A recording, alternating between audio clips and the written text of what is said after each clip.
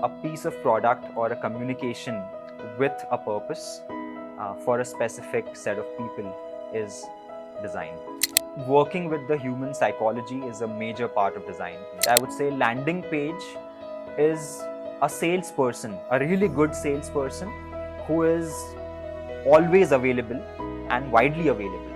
It's just that individual contributor gives you a deeper value versus a manager gives you a wider value. So by heart, I'm an individual contributor. By role, I'm a manager. I go to the next level. It shouldn't be that I want to become a manager, that's why I want to work hard. I would open it, it says hello to me. It's my device now. I own this beautiful piece of machine. Hello everyone. We have a very interesting guest today and his name is Mr. Palash Jain. He is a senior product design manager in a wonderful unicorn that's called Tekion. And he has a wonderful journey. He has had a wonderful journey. And आज जो हमारा discussion होने वाला है वो design related होने वाला है, क्योंकि कोई भी इंडस्ट्री में आज स्पेशली आप देखेंगे UI/UX या यूज़र इंटरफेस या user design, user interface end user experience, इसको डिज़ाइन करना बहुत इंपॉर्टेंट होता है. हम कोई वेबसाइट डिज़ाइन करते हैं, हम कोई लैंडिंग पेज डिज़ाइन करते हैं, और ये सारी चीज़ों में स्पेशली जहाँ पे ऐप्स होती हैं डिज़ाइन, तो उसमें क्या क्या चीज़ों को ध्यान दिया जाता है, उसमें हम इसमें डेप्थ में जाएंगे मिस्टर पलाश जैन के साथ. So thank you so much for joining in. I'm happy to be here. Thank you. Can you please share something about yourself, your quick journey? I grew up in Indore. So I studied in Indore, then I went to Coimbatore, Tamil Nadu to do my design. I studied communication design, which is basically a broad term for everything not physical product design, right? So I studied graphic design, I studied filmmaking, animation, packaging, everything that either could be printed or could be on the screen, something like that, right? So he explored a lot. Yeah, so bunch of mediums. Papa pe gaye hain. Dada pe aur Papa. So his father is a good friend of mine and a very strong pillar of Team JMAC as well. His name is Sakal Jain, and he is making him proud nowadays.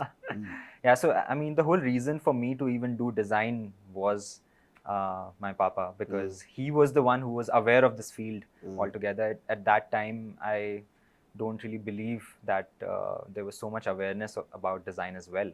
So he was in touch with the people who knew about design, and he only pushed me to pursue this. So what is design? So design, I mean, even though I've been doing design for a very long time now, I still think it's the most difficult question out there. There are books on what is design, but you still don't really know one good answer to that. What I do, what I have sort of defined as a definition to simplify it in my head, is that a piece of product or a communication with a purpose for a specific set of people is design, right? So if I am building something or if I'm creating something which has an intent that it should evoke a certain emotion or solve this problem for these people, that's what a design is. Let's take an example. Right, so we'll take an example. Let's say I want to design seating, right? So we are sitting on a chair right now, and we see so many chairs out there. There are benches, there are chairs, but what is different about them? So how important a role the context plays into that. So let's say I'm designing a seating for a bus stand. I would intentionally want to design it in a way that it's not so comfortable that I would spend hours and hours sitting there, right? Or a person can sleep there overnight because they'll block the entire seat for, and the people who are coming there to use the bus, they can't use it. Versus when I'm designing a chair for an office, I would take care of... Or a podcast. I would want to sit here for a couple of hours, right? Or multiple hours without really feeling that I should get up and walk around, right? I should be comfortable enough, it should be ergonomic enough that my back is not hurt by the end of the day.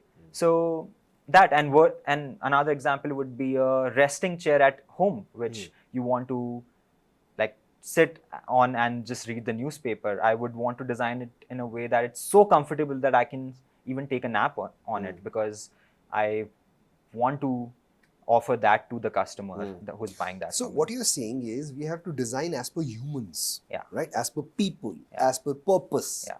What is the intent? Yeah. But humans, when we say humans have a lot of biases. Yeah. इस तरीके से करना होता है. So is that there are a lot of human biases, psychological Yeah. biases. You might be definitely knowing about them. So what do you think? क्या design में हम biases, human biases का भी ध्यान रखते हैं? Yeah, I mean, I think design is all about the human biases. In the end, I think whoever wants to sell something to a human being, they have to care about how the humans are thinking. That's how you can sell better to them, right? And all the tricks in the marketing and advertising are to manipulate in some way Absolutely. using a raw word, Absolutely. but manipulate the human mind, right? Yeah. So absolutely, the working with the human psychology is a major part of design.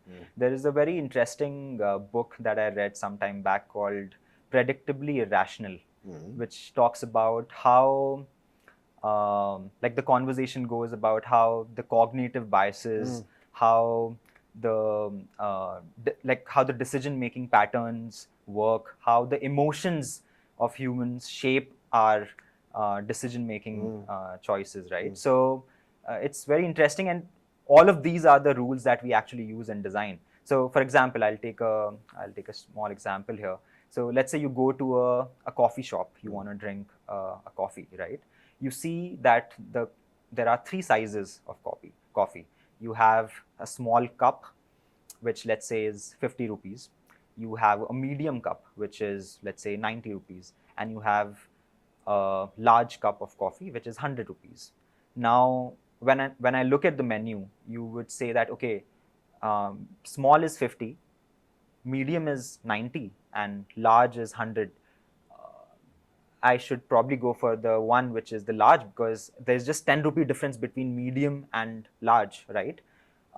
And this is, this is something called like a decoy, because you are putting in a place the medium cup of coffee just so that people buy the large cup, right? Because you feel like, oh, there's so much more value in just 10 rupees, then that you forget that I just wanted to drink a small cup of coffee. You just go chase the value which you get in lesser money, and then you end up spending 100 rupees. So this is a very nice example of how just because of your cognitive bias, you went to buy a higher value item. Absolutely. Right? Absolutely. So does that come in the user interface and user experience when you make apps or when you make websites, any web pages?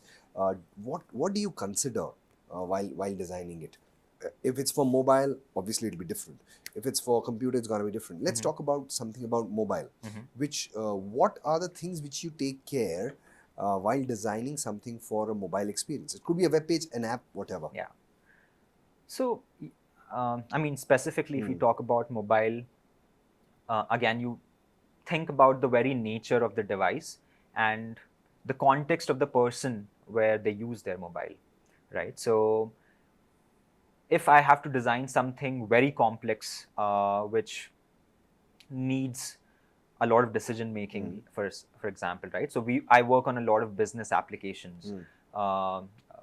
So when we want to translate those business applications to the mobile, the first thing we do is that how can we remove the functions, as many functions as possible from mobile, right? Because if I want you to work on certain thing when you are at your desk in front of large screen, that's when you drive those decisions. But when you're roaming around, let's say a salesperson while selling a car has to do something, I don't want to share such complex information and data with them. I will take out the complexities. So what you are saying is, instead of thinking what should go there, you're thinking what should be removed. Yeah. So that minimal things should be there. Yeah, because the nature of mobile is that I will consume it in a very quick glance. I want to take quick actions there. I'm not really spending time of consuming the data so much. I'm just I wanna be mobile in nature. I'm probably walking around my office. I may be distracted. Yeah, I may be driving, and I just wanna approve something. So while making a landing page, Yeah, like a lot of us as coaches, what we have is, we call it the level 0, where people come and experience us for a while, and then they join our programs. Now, for the level 0, it could be a webinar, masterclass, or a one-to-one call. For that, we have landing pages. So landing pages are introducing the level 0 of the person. Like, I have a workshop, so I would have a landing page for the workshop. Okay. So, and it's a 3-hour workshop. So anything which should be taken care in the landing page from the design perspective. Yeah, I mean, absolutely. I am not really an expert on landing pages, because there is I would say, a lot of science that goes behind with all this data available nowadays. But so I wouldn't want to give the definition that Google gives, because if you type on Google, what is a good landing page, it'll tell you that give a strong headline, give a certain type of a subheading, use the image or the video which communicates what you want to tell, use the CTA in this sense, use the testimonials and a bunch of other things, right, which are common that, yes, you should do that. So maybe I would try to give a different answer. Sure. Yeah. We are looking for that. Yeah. So let's try to use like first principle thinking here. First principles thinking, which basically lets you go to the core of the problem, right? So what is a landing page, right? I would say landing page is a salesperson, a really good salesperson, who is always available and widely available. It's just that if there were no websites, I would train a really good person who would make a excellent pitch to you, and you would buy a product from them, right? In the end, landing page is just that, a salesperson who is just available in your hand, right? So what does a salesperson do? They make a great pitch. They want to sell you something, right? So what I would say is that, as a salesperson, take a paper and write the pitch. What do you want to sell? How do you want to sell it? What do you think that your customers want from you? What are those pain points that you will be solving it for, right? Write that pitch. Think about that. I have 20 seconds to give this pitch to someone, a potential customer. What will I do, right? And write that down. And then try and make your landing page do that for you, right? Share that value. In the end, whoever wants to pay for something, they want to get the value out of it, right? So if I am aware that if I pay you 10 rupees or 1,000 rupees, if that's the amount of value that I get in return, I'll take my money, right? But if I don't feel like my money is being justified, right? My payment is being justified, I'll just walk off, right? So I think the value is the most important thing. What you communicate, it should really say that, let's say your landing page will take their business or improve the efficiency by 50%. Now that's something that maybe I'm looking for. I really feel my business is becoming inefficient. The way we do things take a lot of time, right? So that's the value that you will get out of this course. That's what you want to communicate. And of course, like all the copy, all the CTAs, the messaging, everything should communicate that in the end. So another thing which is important is that it should be glanceable, right? By glanceable is what I mean is that reading is, you always feel like when a person reads something, what do they think? What do they get the message? What message do they get after reading? But the reading itself is a conscious decision. I will decide that I want to read this. Glancing at something is involuntary. Something comes in front of me without really having an intention of reading. I'll just look at a couple of big things and I already know what this means, right? So try to communicate the value in that first 2 seconds, because if you get into the reading, then that should come later. So you mean to say, is what I am understanding is, if someone clicks on our video or our ad or whatever, and they land on the landing page, they might be reading, they might not be reading, they might be having a glance. And जब वो glance कर रहे हैं तो वो मोटा मोटा समझ में आ जाना चाहिए कि is this for me or not, and now it has got my attention, now I should read or not, Yeah. If I got the attention. So So, glancing का भी ध्यान देना. glancing, what I feel is, again, see, another thing that in design we always think about and care for is that, as we said, right, general human behavior. We by default are lazy beings. We don't want to invest our time or effort in anything. You're right. I want to, if it was in my hands, I would be at rest all the time. I don't want to think. This is an uncomfortable situation. You're right. Even moving around, I'm making an effort to do that. You're right. Right? So my default behavior would be to ignore it, not to consume it, until it's really adding value to my life, right? So how do you make sure of that? How do you convince you in first 2 seconds that it's worth even your reading? Forget about them signing up for your course. How relevant is this content that you should invest another 5 seconds to first read, and then maybe figure out that if I want to click on this. So it has to work on that multiple levels, like first, second, to just be aware what is this person trying to tell me. Then another 5 seconds to, okay, now you have caught my attention, let me read further. And then maybe other things help you to drive your decision that, okay, now I'm informed enough to say that I want to opt in for your course.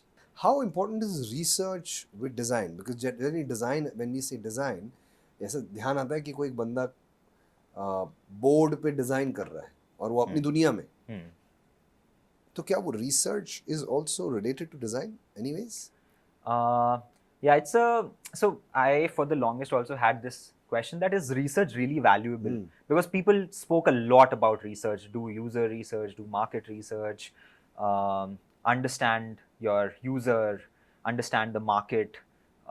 And I thought ki yaar, I'm designing for humans, I'm a human, I've grown up with humans, I live in a society.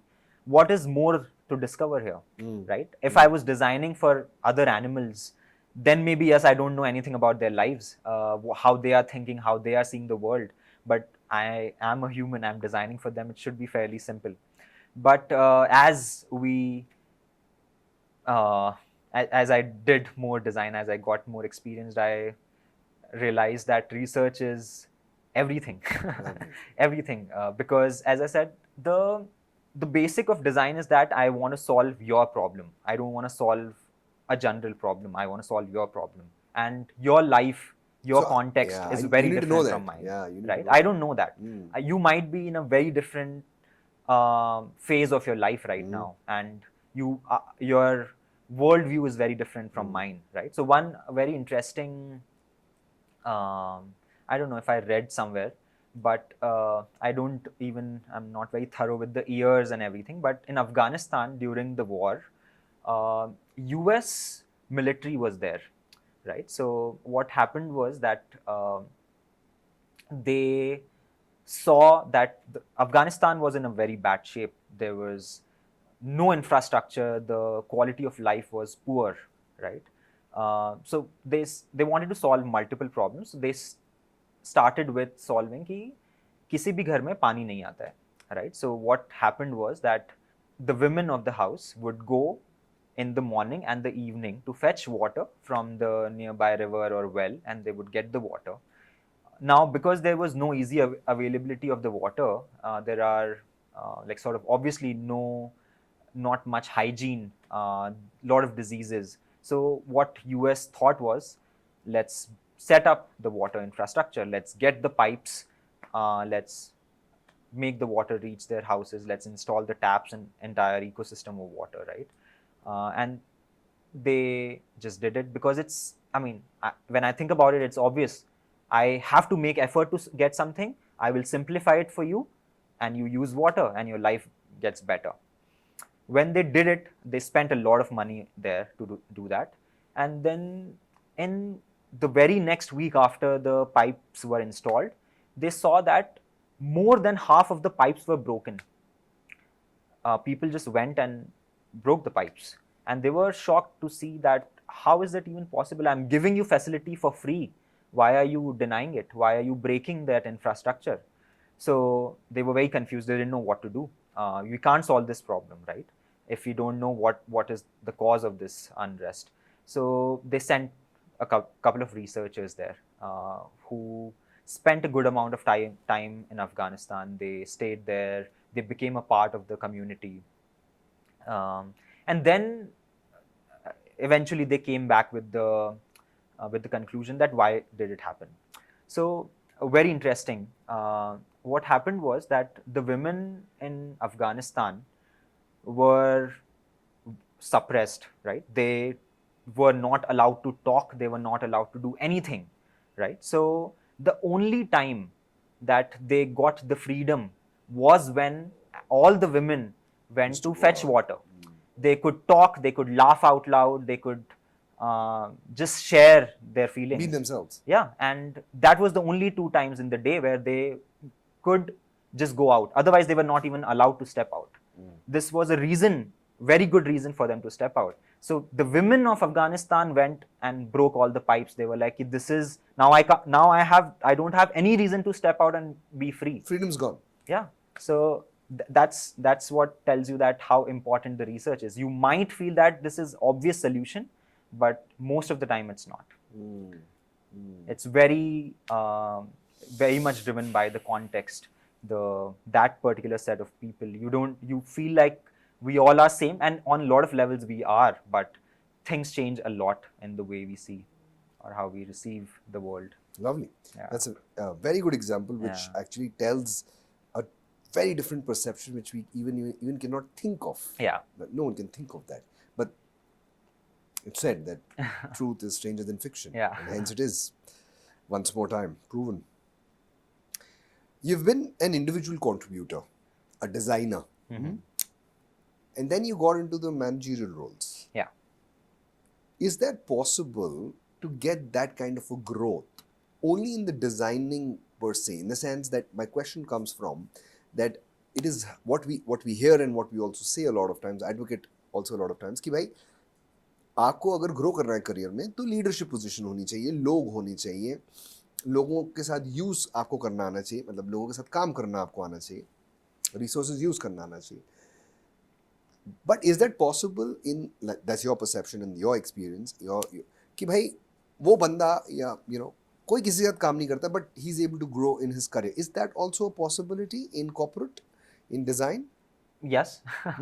So maybe I think I can give a longer answer to this, right? So let's break it down to what does individual contributor mean versus what does a manager mean, right? So an individual contributor is someone who has the skills to perform a certain task, right? For example, we are shooting this podcast right now. So the camera person has the skills to operate the tool, which is the camera at the moment. And they are also aware of the lighting here, right? So how they want to focus on the subject in a good way. So they are skilled to do that. We would have an editor who would edit this, and they would be skilled with the tools. They would use a software to cut.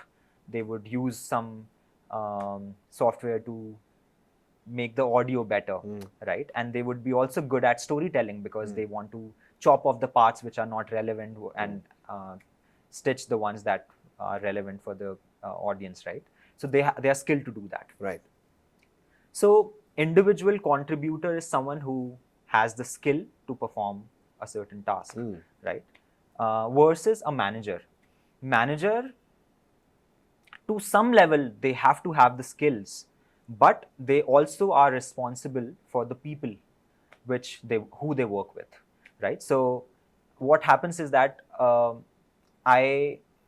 to actually scale, if you want to scale as a person or you want to scale as an organization, you most probably can't do everything on your own, right? Everyone says that you can't learn everything and then build something on your own.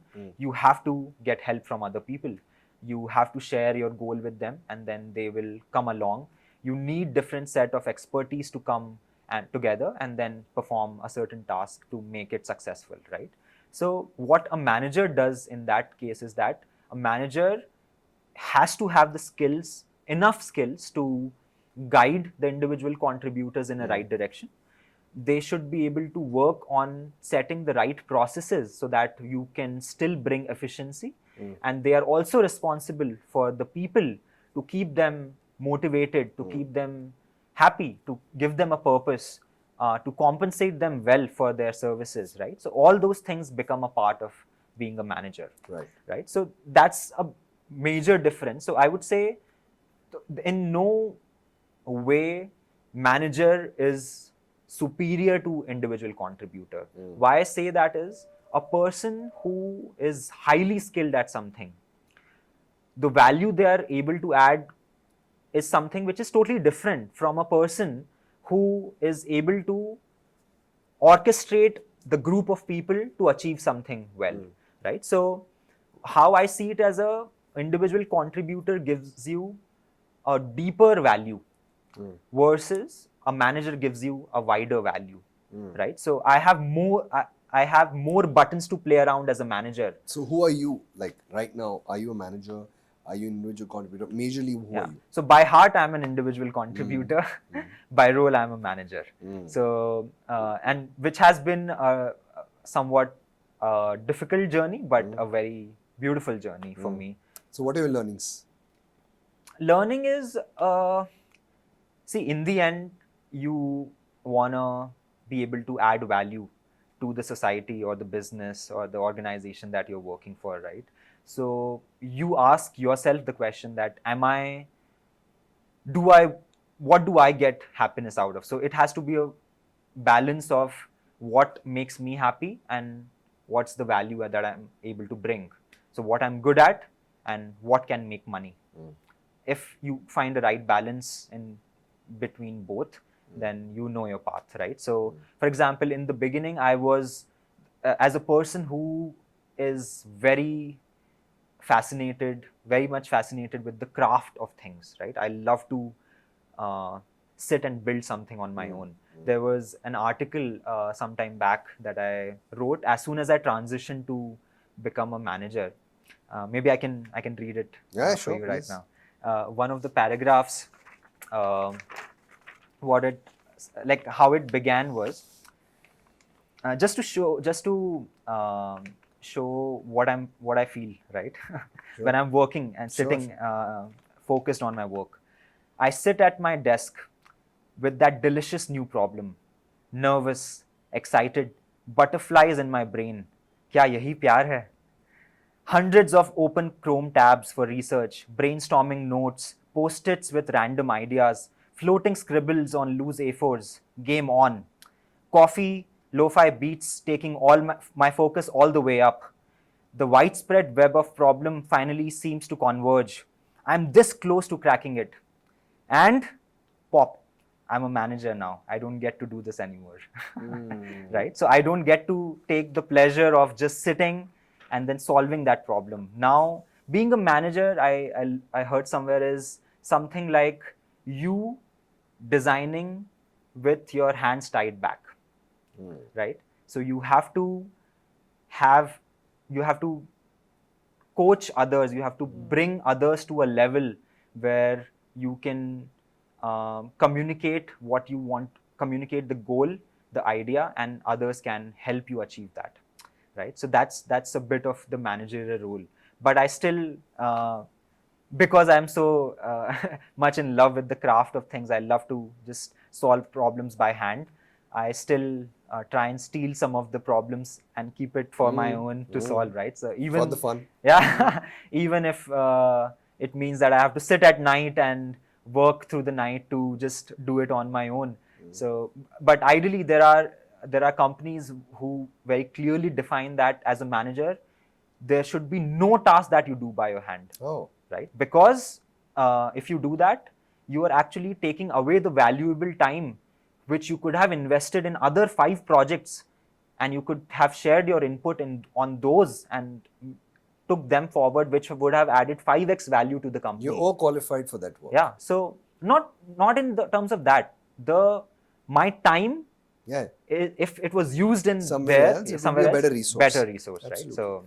So processes. Do you make processes? Do you get a time? Do you get that authority to make processes, or you need to follow processes in your company? No, so process. So as a talking more about the responsibilities of a manager, right? So I, for myself again, what I did is I categorized into three broad buckets which I feel stay relevant for any industry or a domain. It's product, processes, and people. Right? Product we talked about. It's the set of skills that help you do a job well. Processes is something that bring efficiency to the work that you do, and people are the people is, as we talked about, um, it's the area where you grow people so that you could move forward faster, right? So and we can take we'll take an example to also understand these a little better, right? So let's say I'm a chef, right? So my product in this is that I should certainly have a good enough understanding of the ingredients. I should know about the texture of the food. I should be thorough with the equipments that I use for cooking. I should be good with the different techniques of cooking. That's what my product is. Processes is something that, let's say I want to make a certain dish. I experiment a lot with ingredients, the time, how long do I need to cook it for, what is the right equipment to make this, get this right texture. I experiment, and finally I find a good balance of all those variables. The recipe that I make, document after that is actually a process, right? Because if after 2 months again, if I have to make the same dish, I don't want to go through the same churn of experimenting and finding the right balance again. I would rather make it a template. Yeah, I would make it a process, and I would use it as a recipe. Now, what it does is two things. One is it removes the dependency of myself from there, right? So if I can give you the recipe and you can cook the same dish and then you can get the same taste, right? So I don't have to be present to give you the same taste. So if I'm growing as a, let's say, a restaurant, if I start as a sole cook here or a sole chef, I would eventually hire more people, because earlier there were 5 people a day, but now there are 50, there are 500 people coming in a day. I would have to increase the number of chefs in my kitchen. So how I still achieve the same taste is by making a recipe out of it, which is in a way a process. So very good. So it said that creativity and templates, are they related? Are they different? ये दोनों अलग-अलग दुनियाएं हैं या ये दोनों एक जैसी हैं? क्या है इनका क्योंकि क्रिएटिविटी जहाँ होती है फिर टेम्पलेटाइज हो जाता है, तो शायद क्रिएटिविटी कम लगती है, क्योंकि डिजाइन है तो क्रिएटिविटी भी है. What do you think about it?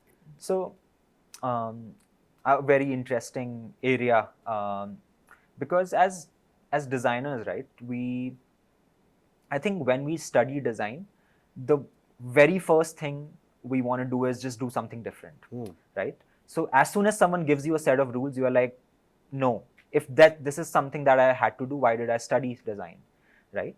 So a good way to understand system is that the systems only help you achieve a minimum required quality of something, right? It doesn't mean that this is all you need to do, right? It just helps you. So there is a very interesting book, again, another book that I recently read called The Checklist Manifesto.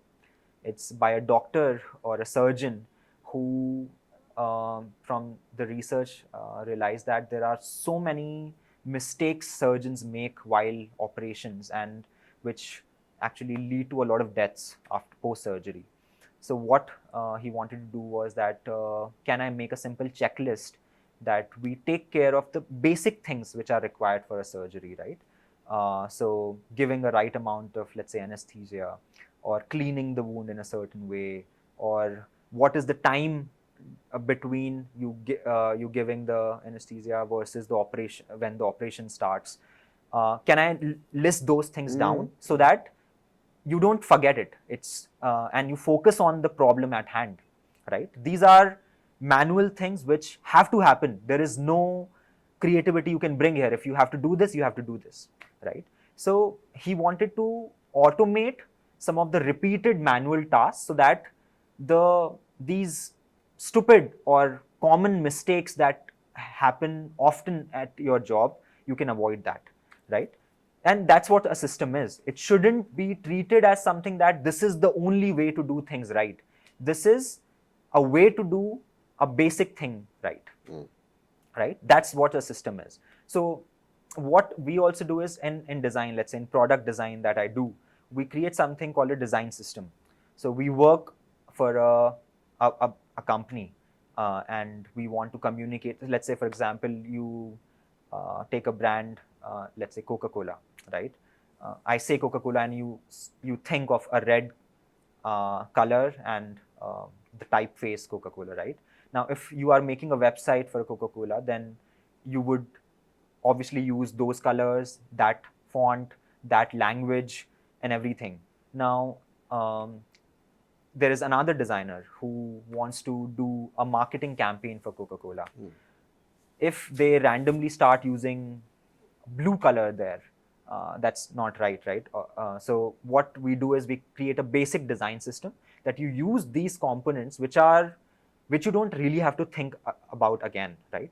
It's to solve the basic recurring problem once, so that you invest your time in right places, right? So you use these basic building blocks and then build a page. You think more on the communication, which needs more your time, that how do I make this marketing campaign that it reaches the right audience and increases my business, right? Not focus on what should be the color of this button, what should be the typeface that I use, what should be the space between the font and the button. Those are the things we sort of predefine, right? So again, coming back to the creativity and the system. So there has to be a balance where if at all, so again, okay, let's go back to the beginning. What does a system do? It allows you to do three things, right? One is help you achieve operational efficiency. If I'm taking a certain amount of time in doing something, I want to do it faster, right? So it helps you achieve efficiency. Second is it unblocks and helps you scale, right? If you are the person who started a company, now you have a company of, let's say, 20 people. But when I started a company, I was doing everything. Now I have individual people taking care of those things. If I make systems, at least I can train them based on those systems so that I don't have to invest my time in those things and I can focus on other things, right? So it unblocks you and lets you focus on other things. And third is because it allows you to innovate, right? If I am not focusing on solving the same problems again and again and find time to think and solve new problems, then I'm mostly innovating, right? So that's what a system allows you to do. So I think systems in general should be living documents. That's what we call them. What comes as a default understanding is that system is set. This is how you do things. We consciously tell everyone in the team that it's a living document. Don't take it word by word. Don't think of it as this is the Bible and that you have to follow it word to word.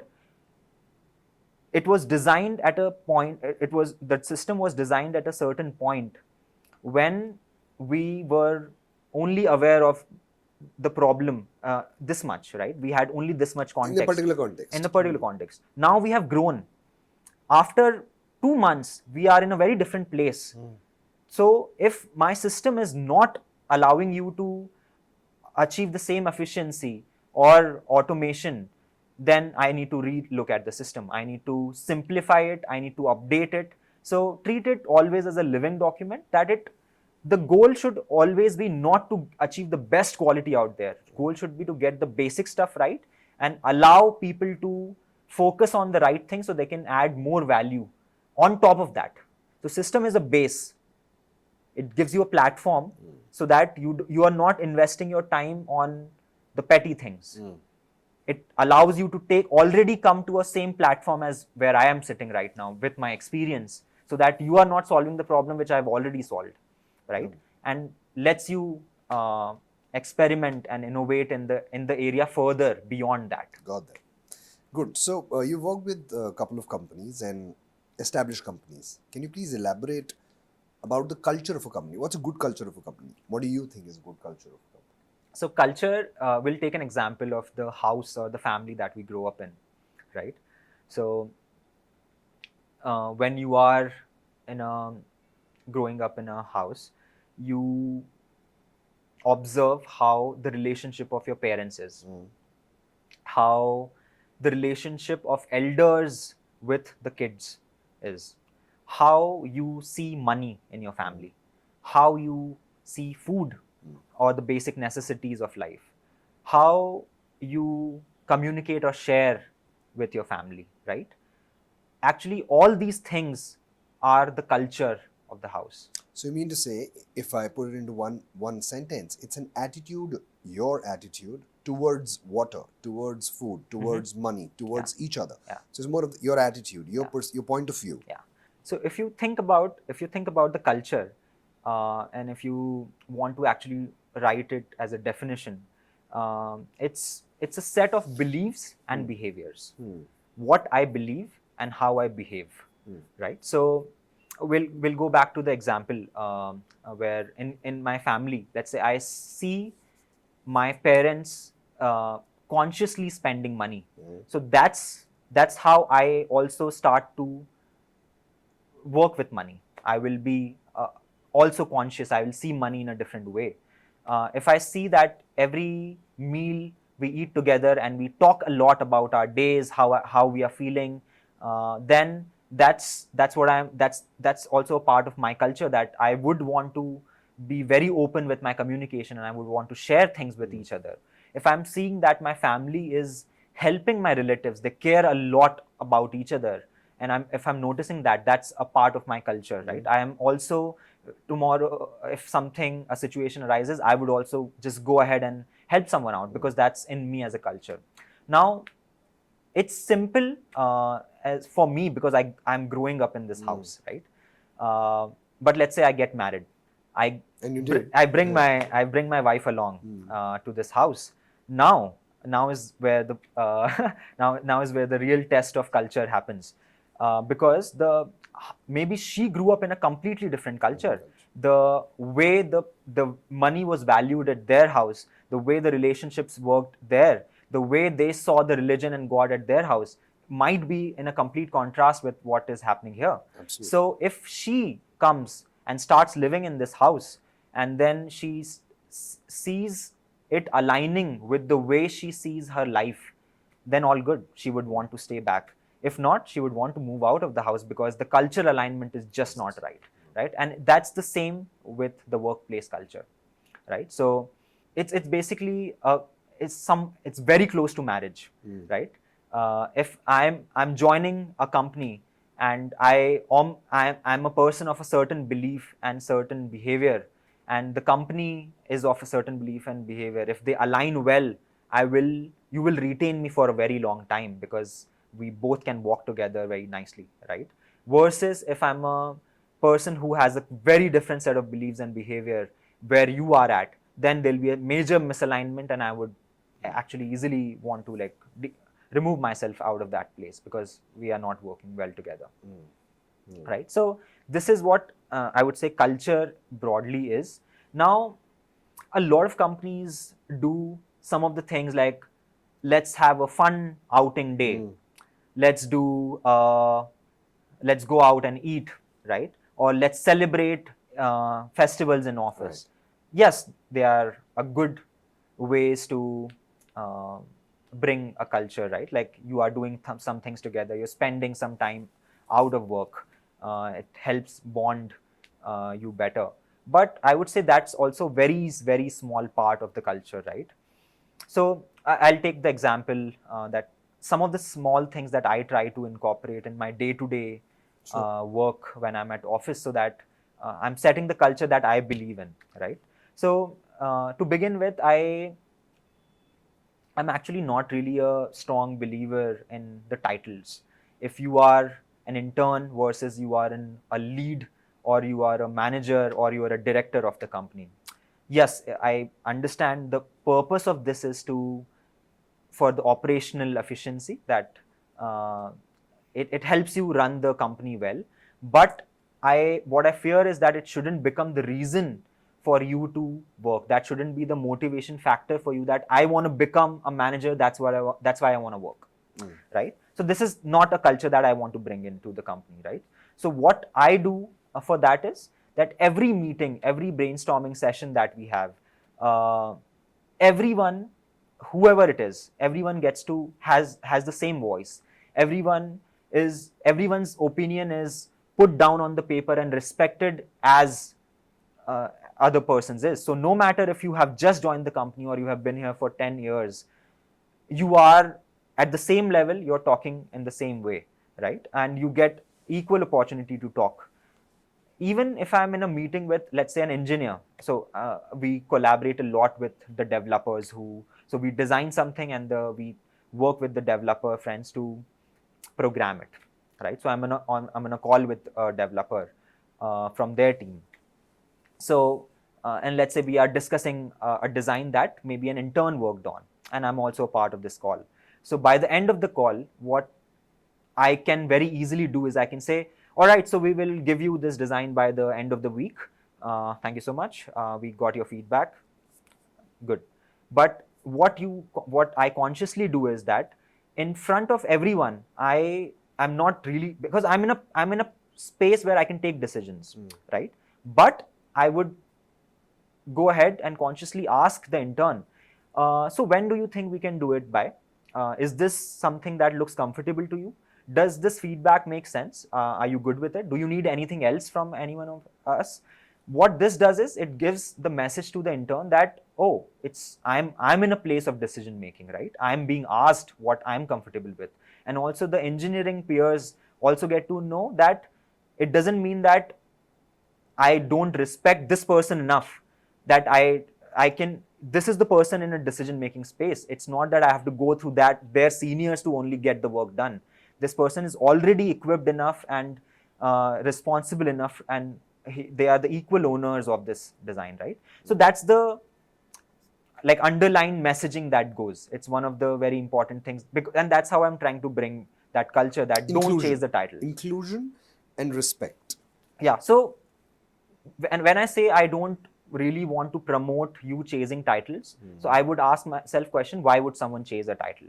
It's because you want to have a certain autonomy, you want to have a certain authority or ownership. Why not give it to everyone? Right? If I'm bringing that ownership on for everyone, then you are not really worrying about it. The only motivation for you to is become better, do better work, and you will automatically grow, right? Go to the next level. It shouldn't be that I want to become a manager, that's why I want to work hard. It should be I want to get better at this, I want to deliver better product to my customers, I want to do better for my business, and that's why I will grow up in the thing, right? The other example would be that I realized that a lot of people, the relationship between a manager and the other reports sort of ends up becoming a very like hierarchical. So what happens is that if someone wants to take a time off, mostly they would fear taking a time off, and also when they do take a time off, they would mostly like sort of lie about it. Oh, something happened, I'm not feeling well, my stomach is aching, my parents are not feeling well, and bunch of such reasons, right? So what I do is every time someone wants to take a time off, one is I go first and say, it's been quite some time, why don't you take some time off? It'll be good for you. We work in a very fast paced company. It's good to go on a vacation. I think you should plan something. If they are coming to me, I would encourage them. Yeah, absolutely. Enjoy your trip, right? If they say I'm going out, if they give me a reason that oh, I'm not feeling well, then I make sure that on the second day I ask them, hey, hope you're feeling well. If you need some more time, please do. Don't worry about the work. Just subtle messages that this person cares about me. I'm promoting well-being of you, right? Um, another conversation that I had some time back with my team is that not feeling like working is a good enough reason for you to take off. If you feel that today is not the day I'm the most productive, I want to just lie down in my bed and watch something, do that. Because I know that the next day you come, you will be much more efficient, much recharged, and with a better energy, right? So don't ever think of giving me a reason that made up reason. Just tell me and I will, without thinking, give you an approval on the leave. You just have to say, I'm not feeling like working today, Palash. Yeah, absolutely. Take care, man. Take some time off, watch something, go around, have fun. So sends the message. And now what happens is, once I am working with other managers in my team, like there are managers that report to me, because they have grown in that environment, they behave the same with their reports, and their leads work the same with their reports. So it just generally sends that message that here in this company we care about each other. We don't really have much of hierarchy going around. So these small things in your day to day. Let's say I'm in my role right now. My day is packed. I have 20 meetings a day from 8:30 to 10 in the night. Everyone knows that. They see me running around. They see me being a part of every meeting. But whenever I have a meeting with anyone, I make sure that I reach on that specific time, right? So even not a minute late. Why? Because I want to show them that I respect your time, not because I want to show that I am punctual. Okay, but I want to show you that you have come, no matter what level you are on or what position you are doing, what type of work you're doing. I really respect whatever you're doing. That's why I'm showing up exactly on time. Even if I reach, I know that I'm going to be late for this because I'm in a discussion which can't be, let's say, deferred for now. I make sure that I pause that meeting and I will write a message to them that, hey, apologies, I'll be running a few minutes late. Please get started, I'll join in. Right? The fact that they receive that messaging, no matter if there's a meeting with all the interns who are, or the new joiners, or how much ever junior they are, but the fact that they see this, they feel that they are respected, they are acknowledged enough. I care about their time, I respect their time. So I think these small things are what they shape makes the culture. They shape the culture, right? So Absolutely. and also there are a bunch of like such articles or a lot of knowledge out there on how to sort of be a better manager, and a lot of them say that an employee doesn't really leave a company, they leave a manager, right? So and all these things, by building a culture, working with people, helping them grow in their careers, giving them enough of what drives them, are the things that help you build a better culture and retain good talent. Brand narrative या story ऐसा कुछ होता है? Do you have some idea about that? Can you speak anything on that? Yeah, a brand, I mean, yes, every brand wants to communicate something. They want you to, Like for an example. so as I was saying, Coca-Cola doesn't associate with soda because Acha. it doesn't say that I'm giving you a refreshing drink. It says I'm giving you happiness, right? When I drink what we see in ads also, a person just in a state of bliss, closed eyes, chilled Coca-Cola in their hand, in maybe background which is heat, and then just each sip goes through your throat and you hear that sound and you're like, man, that's the emotion, that's the happiness. When I finish my drink and I open my eyes again, that's this, they're selling you the emotion, the happiness of having a cold beverage. If they sold you simply a drink, then they might not have done this well. Right? So every brand tries to do that. Apple tries to sell you simplicity, the ease.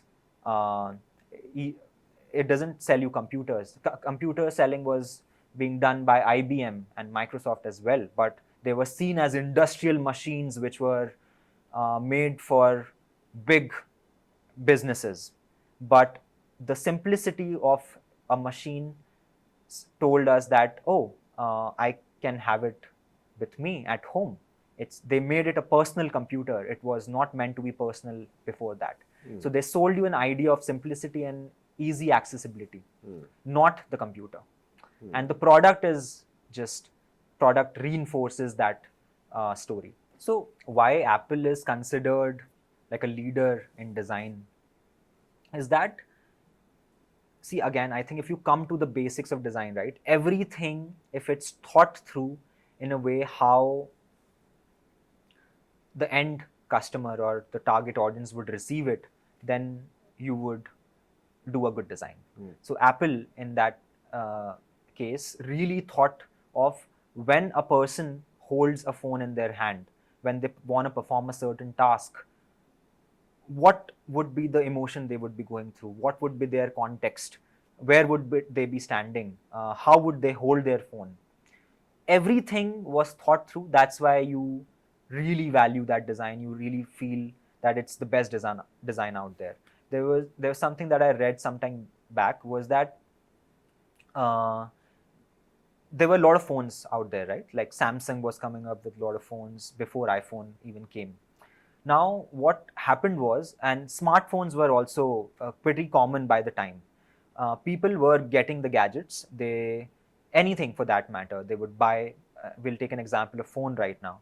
So they would get a phone, they would stand in the queues because the production was low. And there's a lot of like excitement of new device, new technology, new phone. I'm going to get it and I'm going to just like do something on it. I'm going to spend my day on it, right?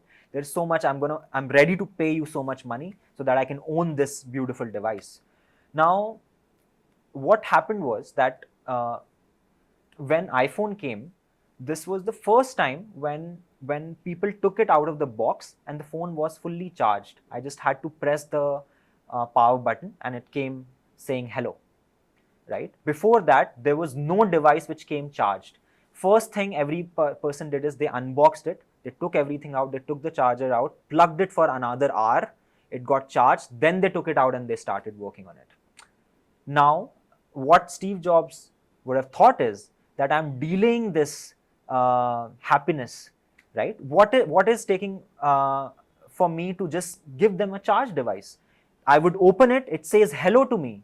It's my device now. I own this beautiful piece of machine.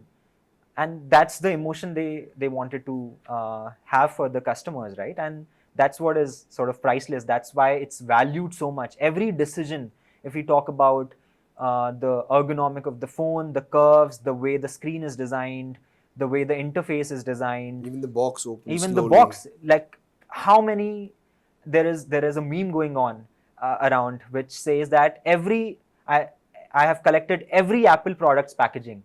I'm never able to throw them. Why is that? It's just a box, it's a cardboard box, it does nothing in your life, but you still want to keep it because it's designed in a way that you feel that pride in ownership of something so nice, right? So I think designing a product or creating a product is that way easy, but designing that emotion that you're gonna have when you engage with the product is something that I think the whole world is trying to chase.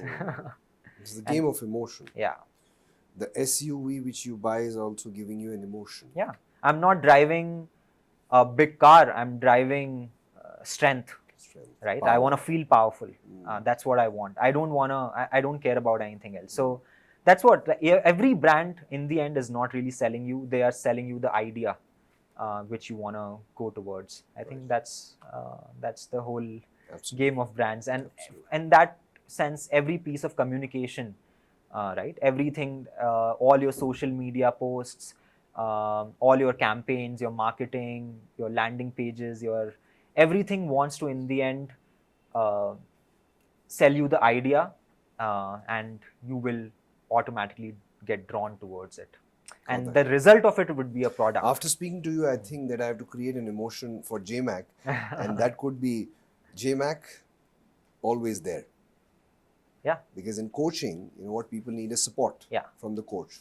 So it could be an emotion that they're always there, dependable, always there. Yeah. So I think if by a bunch of such things, if you are able to establish in your customers that no matter what happens, right? So another wonderful example similar to this, the attack on Taj 26/11. So when that happened, right, a lot of news came about it.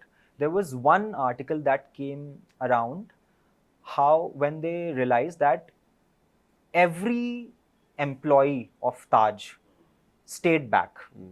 The way they were trained throughout their life was that your primary goal is to take care of your customers, the people who are coming. No matter if there is a life threat, people are literally with their guns and bombs out there, but I'm not going to leave you alone. I'm here to take care of you. You have come here to stay with us.